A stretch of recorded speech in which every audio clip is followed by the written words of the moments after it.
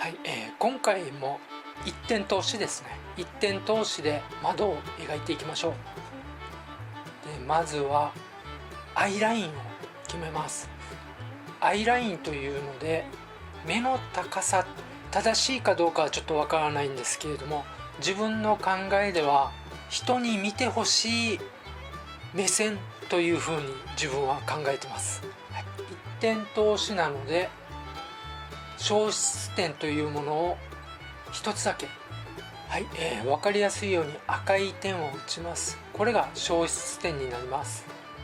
今回は線引きでも描けれるように、アナログですね、でも描けれるように紹介したいと思うんですが、一応クリップスタジオなのでパース機能をどんな風に使うのかちょっとお見せしたいと思います。メニューのレイヤーを選んで、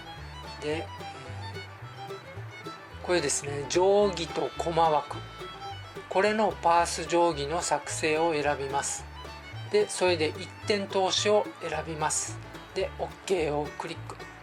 こちら、右上のこの操作のところにちゃんと選ばれているのか確認して、でここの真ん中の方のですね、これが消失点なんですね、一点通しの。でこれをこの先ほどの消失点のところに合わせます。はい、でそれでも線が引けるというような感じなんですね。このクリップスタジオのパース機能を使う際はベクターレイヤーで描いた方がいいと思います。普通のラスターレイヤーでも引けるんですけれども、線を消す時とかすごく楽なので、はい、ここでちょっと注意点があります。この右側をご覧ください。この G ペンってありますね。この G ペンの時はパース線に沿って線が引けないんですよ。他の例えばリアル G ペンを選んで線を引きますよね。ちゃんとパースに沿って引けるんですね。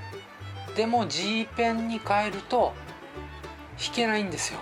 パース機能でちょっと引きます。はい、こんな感じで、はい、先ほどどうしてベクターレイヤーした方がいいかっていうと、右側をご覧ください。消しゴムツールのベクター用ってありますよね。ベクターレイヤーの消しゴムを使うとこのようにパッとちょっとねスパッと線が消すことができるんですよ。はい、ここからはパース機能はなくして本当のアナログと同じように線引きで引いていくような感じでやっていきます。パースとか一点通しの仕組みが分かりやすくなると思うのでやっていきます。はい、じゃあまずはですね、自分がここの方に窓を描きたいなと思うようなところ、下書きをちょっと描きましょうね。こんな感じで、もう大体でいいので、はい、こんな感じでやります。はい、この下書きを目安に線を引いていきます。で線引きをですね、この先ほどの赤の消失線がありますよね、ここに合わせて線を引いていきます。下書きに合わせて線を引くというような感じです。こんな感じですね。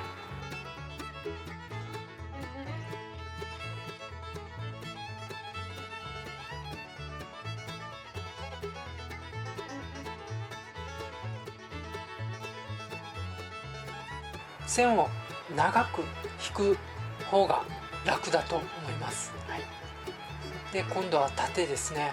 アイラインがありますよね。線と縦線が90度になるような感じで引いていきます。はい、でもあまりねそんなにまで気にせず、もう本当に垂直に線を引けばいいというような感じでやっていきましょう。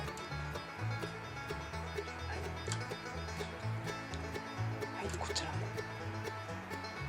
こんな感じでやっていきます。はい、ちょっと皆さんに分かりやすいようにちょっといらない線を消していきます。はい、消しました。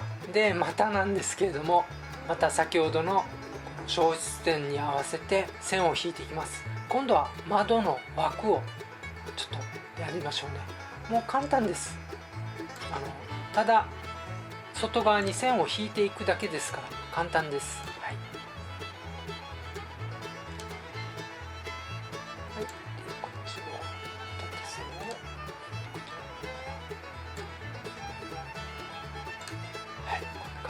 ね。でまたちょっと分かりやすいように消しますよ。はい、枠ができました。もう少し窓っぽくしたいと思います。はい、横線を引きます。横線、平行に横線、はい、引きます。下も横線を引きましょうか。平行にですね、はい、引きます。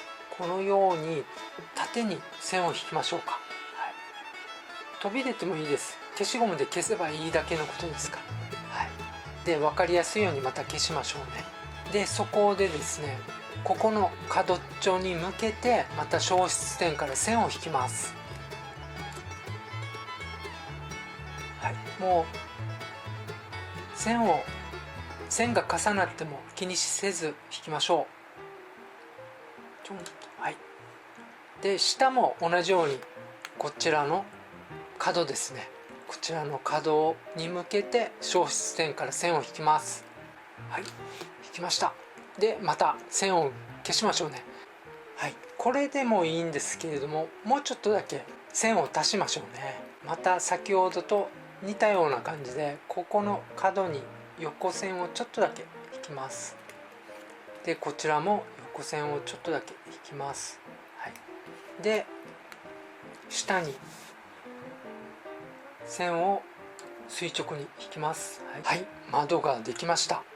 どうでしょうか。ちょっと歪んでる感じでもありますが、でも一点通しのやり方は理解できたんじゃないかなと思います。はい、中の方にただちょっとした長四角ですね、それを窓みたいな感じで描いただけでもこうやってできるので、なんかちゃんとこの窓の奥の方に部屋という空間があるんだなっていう風に見えるようになります。こんな簡単なことでもこのように窓の内側から人物を描いたりするのも絵に物語ができていいんじゃないかと思います。ご視聴ありがとうございました。もしよかったらチャンネル登録よろしくお願いいたします。